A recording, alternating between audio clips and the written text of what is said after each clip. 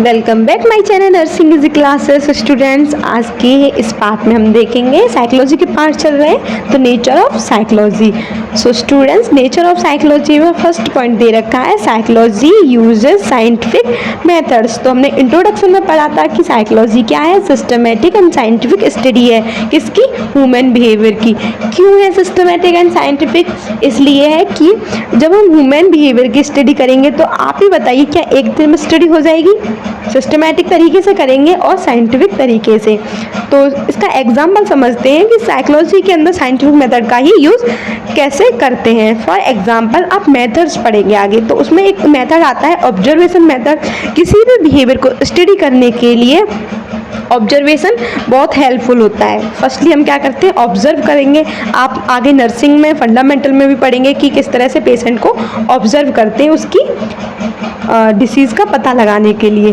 Then अब हम देखते हैं second point, psychology is factual.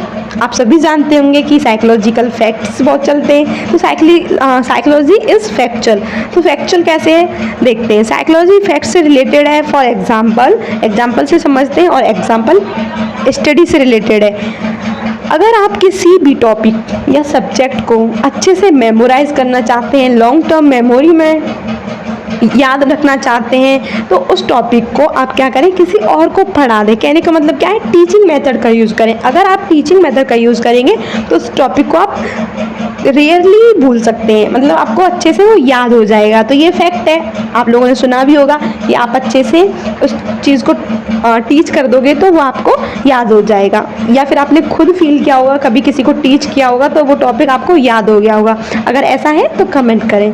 Next अब हम देखते हैं the law of psychology are verifiable. ठीक है, वेरीफाइबल का मीन्स यहाँ पे ये है कि जो साइकोलॉजी के अंदर लॉ दे रखे होते हैं उनको हम क्या कर सकते हैं, प्रूव कर सकते हैं। ठीक है, प्रूव मतलब जैसे कि वो ट्रू है। ठीक है, जैसे हम एग्जाम्पल लेते हैं, जैसे आगे आप पढ़ेंगे लॉ ऑफ लर्निंग। ठीक है, लॉ ऑफ लर्निंग में जितने भी पॉइंट दे रखे हैं, जितने भी लॉज दे रखे हैं, तो हम उनको प्रूव कर सकते हैं। जैसे कि उसमें दे रखा है लॉ ऑफ यूज़। ठीक है, तो लॉ ऑफ यूज़ का मतलब होता है कि किसी भी लर्निंग करने के लिए, ठीक है, कोई भी लर्नर है, सीखना चाहता है, लर्निंग करने के लिए जितना ज़्यादा किसी भी चीज़ का यूज़ करेगा, ठीक है, जितना ही ज़्यादा प्रैक्टिस करेगा तो वो चीज़ क्या है, वो अच्छे से लर्न कर पाएगा।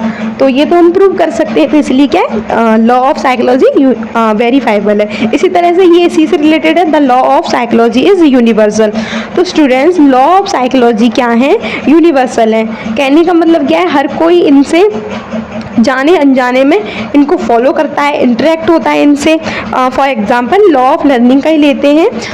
फर्स्ट लॉ है, इसको बोलते हैं लॉ ऑफ रेडीनेस। ठीक है स्टूडेंट, तो लॉ ऑफ रेडीनेस में क्या होता है कि किसी भी काम को लर्न करने से पहले, लर्निंग का है तो किसी भी चीज़ को लर्न करने से पहले फर्स्टली क्या होना चाहिए, फर्स्ट लॉ है कि हमें रेडी होना चाहिए। अगर हम प्रिपेयर ही नहीं होंगे किसी भी चीज़ के लिए तो चाहे कोई कितना भी अच्छा पढ़ा दे तो हम पढ़ भी नहीं पाएंगे, चाहे कोई कितना भी अच्छा हमें लर्न करा दे तो हम उस चीज़ को सीख नहीं पाएंगे। तो ये यूनिवर्सल है, हर कोई जाने अनजाने में क्या है, इस चीज़ को करता है। अगर वो रेडी होता है तो उस चीज़ को सीख लेता है, अगर रेडी नहीं है तो वो लर्न नहीं कर पाता।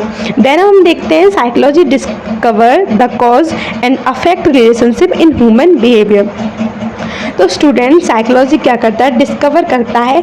देखना, ऐसे समझना, क्या डिस्कवर करता है कि जो हमारा रिलेशनशिप है, ठीक है, रिलेशनशिप या फिर हम बोल सकते हैं जो ह्यूमन बिहेवियर है वो किस चीज़ों से अफेक्ट हुआ है। ठीक है, अफेक्टिव तरीके को भी मतलब किस वजह से, क्या फिर कोई भी डिफरेंट बिहेवियर है वो हुआ क्यों है, उस चीज़ को भी क्या कर सकता है, डिस्कवर कर सकता है। फॉर एग्जाम्पल मैं अपना एग्जांपल देती हूँ। जब मैं ऑफलाइन क्लास में पढ़ाती हूँ तो कभी कभी स्टूडेंट्स अलग डिफरेंट बिहेवियर करते हैं। अब उनका कारण कुछ भी हो सकता है, पर ये मेरी रिस्पॉन्सिबिलिटी है कि बच्चों से पूछूं कि इसका आज डिफरेंट बिहेवियर क्यों है।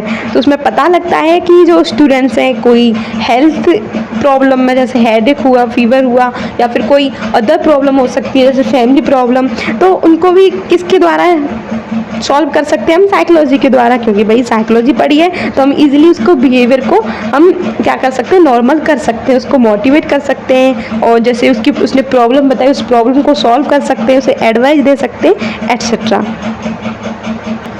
अब हम देखते हैं last nature, psychology change human behaviour. तो स्टूडेंट्स जैसा कि यहाँ पे बताया गया था कि डिफरेंट बिहेवियर है, तो उसको क्या कर सकते हैं हम चेंज कर सकते हैं। उसको पहले एनालाइज करेंगे कि डिफरेंट बिहेवियर हुआ क्यों, है ना। तो यहाँ पे यही पॉइंट क्या काम कर रहा है, साइकोलॉजी चेंज ह्यूमन बिहेवियर। अगर आप साइकोलॉजी के बारे में जानते हो, अगर आपने साइकोलॉजी की स्टडी की है, तो आप खुद महसूस करोगे कि आपके अंदर क्या है, बहुत सारे चेंजेस देखने को मिलेंगे। भाई क्यों देखने को मिलेंगे, क्योंकि आपको ह्यूमन बिहेवियर के बारे में पता लग गया है कि ह्यूमन बिहेवियर होता कैसे है, ठीक है, क्या है, ठीक है। तो इससे आप क्या ईजिली डील कर सकते हो। Thank you for watching.